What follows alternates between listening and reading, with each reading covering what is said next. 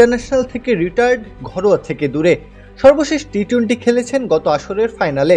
তবুও Indian premier লিগের মতো এত বড় মঞ্চের জন্য প্রস্তুত হতে তার ম্যাচ খেলতে হয় না, আলাদা প্রিপারেশনের দরকার হয় না।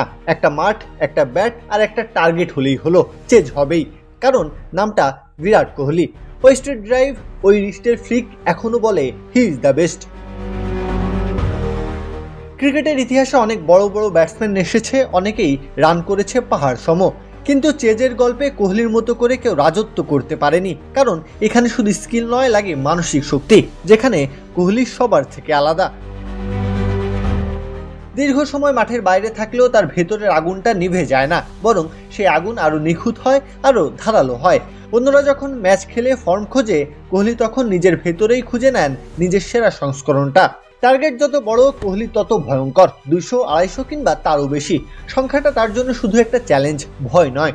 প্রতিটা বল, প্রতিটা রান, সবকিছু হিসেব করে এগোনো, চাপকে নিজের নিয়ন্ত্রণে রাখা, এই খেলাটাই তিনি সবচেয়ে ভালো জানেন। আর তাতেই পুরো ছাড়খাড় হয় প্রতিপক্ষ, যেমনটা হলো সানরাইজার্স হায়দ্রাবাদ।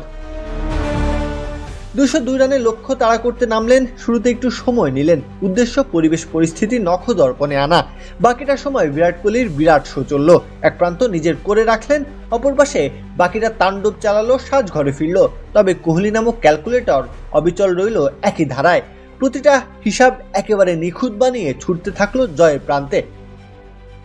ধীরে ধীরে গতি বাড়লো, বোলাররা কোহলির নির্মম সৌন্দর্য দেখলো, দাঁড়িয়ে থাকা জয়ের নিশান উড়ালো রাজা।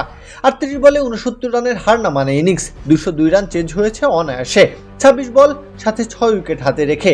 অবশ্য এটা যে হওয়ারই ছিল, রাজা কোহলি যেখানে থাকে সেখানে যে অসম্ভব বলে কিছুই নেই।